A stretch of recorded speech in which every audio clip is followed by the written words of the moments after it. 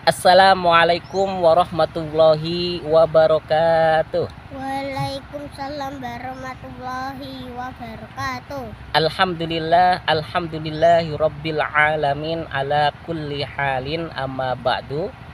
Sahabatku yang dimuliakan oleh Allah Subhanahu wa taala, perlu kita ketahui bersama-sama bahwasanya tergelincirnya lisan, tergelincirnya mulut itu lebih berbahaya daripada tergelincirnya kaki.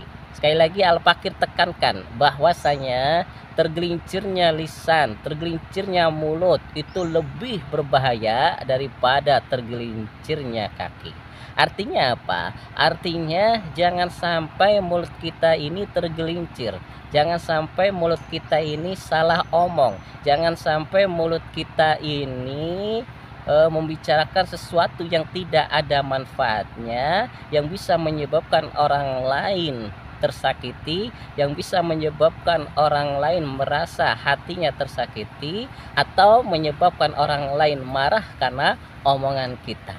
Karena jangan sampai mulut kita ini digunakan untuk membicarakan hal-hal yang tidak ada manfaatnya, hal-hal yang tidak ada gunanya. Jaga lisan kita, gunakan lisan kita untuk ngomongin yang baik-baik.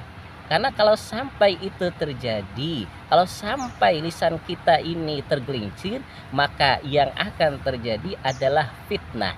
Maka yang akan terjadi ada yang tersakiti karena omongan kita. Maka yang akan terjadi permusuhan antara orang lain karena disebabkan tergelincirnya omongan kita, tergelincirnya lisan kita. Jadi efeknya kalau sampai mulut kita tergelincir, bukan hanya diri kita saja, tapi ada orang lain yang tersakiti, ada orang lain yang ikut akibat dari omongan kita. Berbeda dengan tergelincirnya kaki. Kalau kaki kita tergelincir, maka efeknya, akibatnya yang akan merasa sakit ya diri kita sendiri. Yang akan terasa sakit adalah kaki kita sendiri. Berbeda dengan kalau mulut kita yang tergelincir, kita salah ngomong, kita fitnah orang, kita ngomongin orang, maka efeknya, akibatnya adalah ada orang yang tersakiti dengan omongan kita. Akibat omongan kita yang salah, akibat omongan kita yang ngelantur, maka akan terjadi permusuhan. Orang lain jadi marah sama kita, orang lain sesama temannya jadi bermusuhan, sesama saudaranya jadi ribut, sesama keluarganya jadi berantem. Kenapa? Karena salah omong, karena salah pembicaraan kita, karena salah ucapan yang keluar dari mulut kita. Makanya jaga lisan kita. Makanya penting sekali menjaga lisan kita. Gunakan lisan kita untuk membicarakan hal-hal yang baik.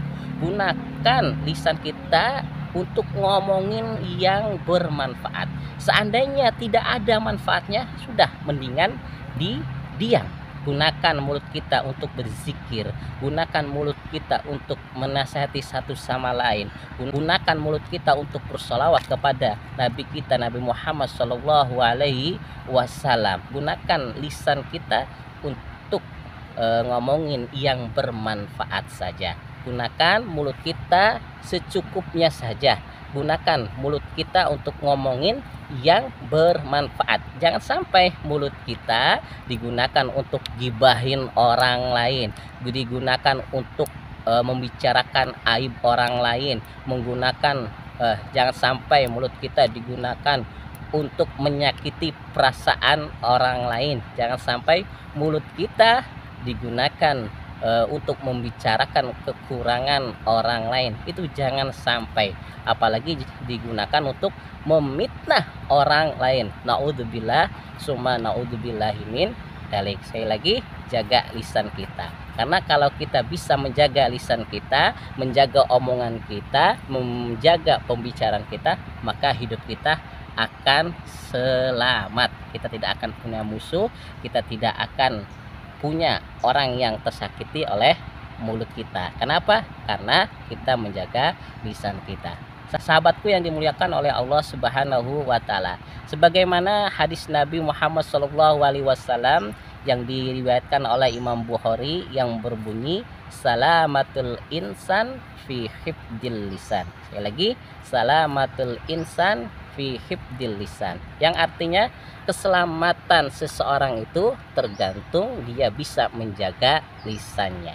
Jadi jelas nih dari hadis Nabi ini, Nabi mengatakan bahwasanya kalau seseorang ingin selamat hidupnya, kalau manusia ingin selamat hidupnya, maka dia harus bisa menjaga lisannya. Artinya apa? Artinya kalau lisannya bisa dijaga untuk membicarakan kebaikan orang lain, untuk membaca Al-Quran, untuk berzikir, dan digunakan hanya untuk membicarakan seperlunya saja, maka akan selamat hidupnya, akan hidupnya tidak punya musuh, hidupnya tidak ada yang tersakiti, tidak ada yang ngomongin kita. Karena apa? Karena kita bisa menjaga lisan kita. Tetapi sebaliknya, kalau kita sukanya gibahin orang, kalau kita sukanya ngomongin orang, kalau kita sukanya memfitnah orang, kalau kita sukanya menyakiti orang lain dengan omongan kita, maka ya mohon maaf, hidup kita di dunia ini tidak akan selamat. Artinya tidak akan selamat apa? Artinya banyak musuhnya, banyak yang tidak suka sama kita, banyak orang yang sama ngomongin kita. Itu jangan sampai terjadi. Sekali lagi, pentingnya menjaga lisan kita kalau pengen selamat di dunia ini. Sahabatku yang dimuliakan oleh Allah Subhanahu wa taala. Makanya ada pepatah yang mengatakan bahwasanya kenapa Allah menciptakan mulut kita di depan bukan di belakang? Karena apa? Karena jangan sampai mulut kita ini digunakan untuk ngomongin orang lain di belakang. Karena jangan sampai mulut kita ini beraninya ngomongin orang di belakang.